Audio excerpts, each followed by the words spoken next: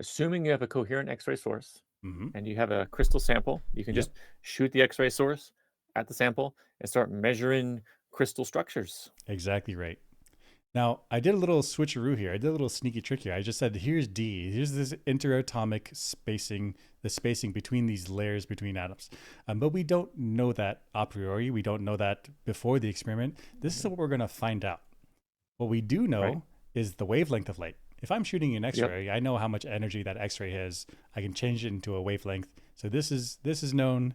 I'm going to see a series of dots. I'm going to see a bright dot in the middle, and then the second dot is a slightly darker, slightly darker, slightly darker as these whole integers increase. I know the angle of the in which the X-ray is hitting coming into the surface and relative to the surface, and I know what two is. It's the number after one, and so then D is what you solve for. Yeah. And then I guess you do this for multiple angles, Hmm. a bunch of different angles, and you get a bunch of different Ds, and you can fill in the crystal structure. Exactly. Exactly. You can figure out what the crystal structure is and all sorts of different angles of which you're coming through here. You figure out the interatomic spacing. Yeah. Okay. That was cool sciencey stuff. But if you're like an extra crystallographer, like hell yeah, I get it. Okay, Mhm. let's explain what the impact of this. So I got a crystal from the internet. I mean, a picture. This one is Mhm. amethyst. Amethyst is a type of quartz, which is Okay. silicon and two oxygens, and then you structure this out into a you tessellate it. You tessellate it and you Yep. expand it out. And the reason it's not quartz, which is white transparent, is there's little bits, little like one in 10,000, one in a million, or even less, little bits of iron. And then the result is it comes out purple. Okay. What I want to highlight here is look at these shapes. Look at these structures. Like Mhm. this like these flat surfaces that come up to these pointed bits, and then Mhm. these flat surfaces on the ends. This is what happens when you take a single type of atoms. I guess here's two types of atoms. It's silicon and oxygen, and then you let it you mix it up super hot molten materials, and you let it cool super slowly. When it's cooled super slowly, then it has enough time for the atoms to like lock into place, lock Mhm. into this crystal structure. So I guess the macro thing we're seeing, which are these like pretty obvious crystal faces. Yep, these The facets. Yeah, question yeah, is, faces. Yeah, yeah. yeah, yeah, does that line up with the crystal structure itself? And I think Bragg diffraction could be used to determine, like, hey, the crystal structure we see macro-wise is Hmm. mirroring the crystal structure we see micro-wise. Exactly. So they're the same. So that could verify, like, hey, these crystals are actually growing because of the way the atoms arrange when the crystals grow. That is that I guess. perfectly stated. That's exactly what I was trying to Mhm. say. And so that's super fortunate for the few crystals that we can find inside of geodes that can grow super slowly like that, or maybe Mhm. caves that are Mhm. super. They can slow down real slowly over time. It's like millions of Yeah. years, thousands of years, 10,000. I'm not a crystal grower, but they need to be in environments that are super stable and slow down coolly. And then you can get these macro, like, hand sized crystals that you can see the Mhm. shape of, exactly as you said. That's totally different. That's totally different than like a diamond that you buy in the store. This thing has all these nice, pretty edges, and it's shiny and sparkly. But these are often found in the ground like this. Just these, I mean, just they're just balls. There's rocks or balls, or whatever. Right. But they do have a crystal structure. But Maybe. I mean, yes to varying qualities. I guess I mean, what I'm saying is they come out of the ground like this. yeah. If they've cooled down slowly, they could have a crystal structure in there. They probably have imperfections. That's actually one of the ways in which you can tell that they're real diamonds, because if they if say if you had a bunch of carbon atoms, which Mhm. is diamond, but then a random silicon in there, that's going to mess up this nice periodic array because it's Mhm. just the atom's just the wrong size. It's going to like bump. Right. It's gonna, if it's here, it might bump the one next to it out of place, and now you have a little hole there, and you get a little called an inclusion. Then you get a little white spot. And so this is like the Mhm. diamond characteristic. They call it clarity or brilliance. One of those. It's how perfect is your crystal structure. Hmm. Can But you but dope diamond to make it different colors? Is that even a thing? Or is it just like it doesn't like it no matter what? No you doping. might have discovered a new business that we probably should not be putting on YouTube. Okay, my point was, Well, okay, go ahead. Yeah, well, because the quartz above is purple yeah, because it's got some iron atoms in little it, bits. but it doesn't affect the crystal structure too much. Yeah, yeah. And so, you know, It's like maybe it's carbon could do the same thing. to Oh, make an sprinkle a analogy. little It's like a something. railroad track, but a single tie is missing. Like, Hmm. yeah, that'll change it when you look at it, but it's more or less still a railroad track. That's fine.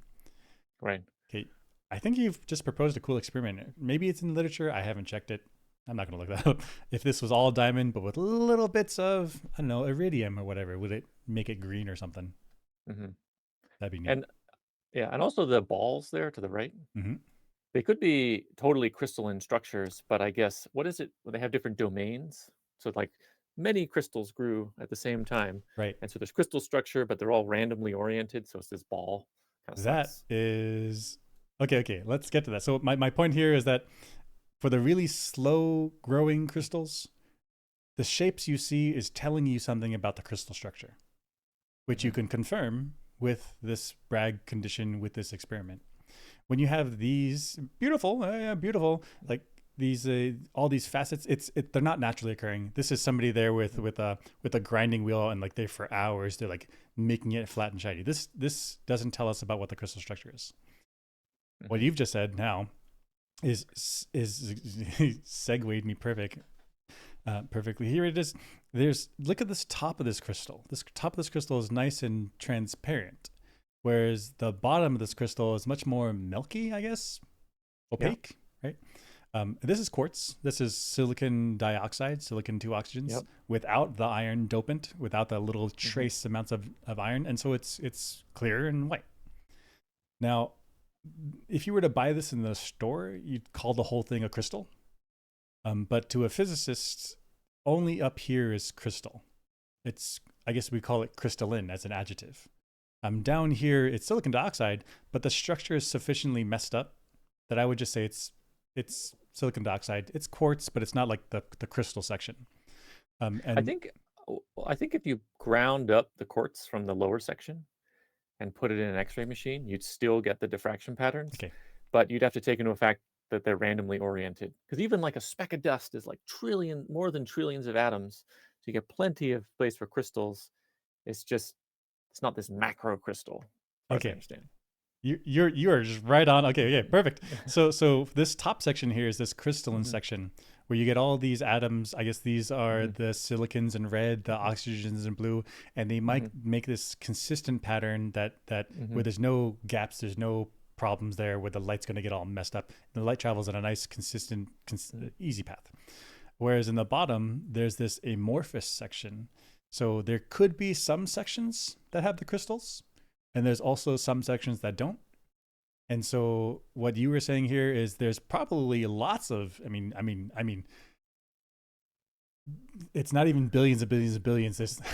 There's an enormous number of crystalline sections here, but they're intermixed with this amorphous stuff, this not crystalline section where the light that would be going smoothly through like a I don't know on a nice road, a nice smooth road with a consistent pattern.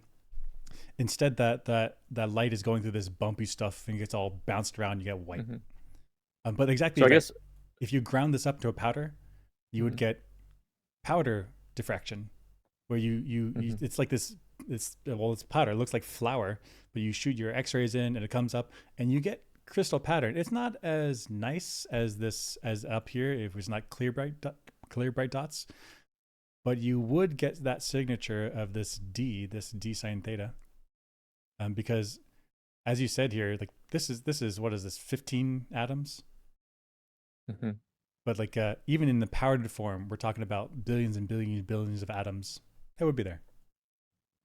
And I think for powder diffraction, some of the signals can be quite sharp Mm. and bright Mm-hmm. because there'll be magic angles for each individual crystal and then magic angles for randomly oriented That's right. crystal structures. Yeah. That's right. So I just have a question. Yes. This lower section is glassy. Okay. I didn't know. That's my question. Is it glassy or is it like Oh, multi-domain oh, crystals? so it's multi-domain crystals. Now, what I mean Okay. by this glass, Hmm. it's literally like if you look at your window is Hmm. silicon dioxide, but it's not Hmm. in a crystalline structure.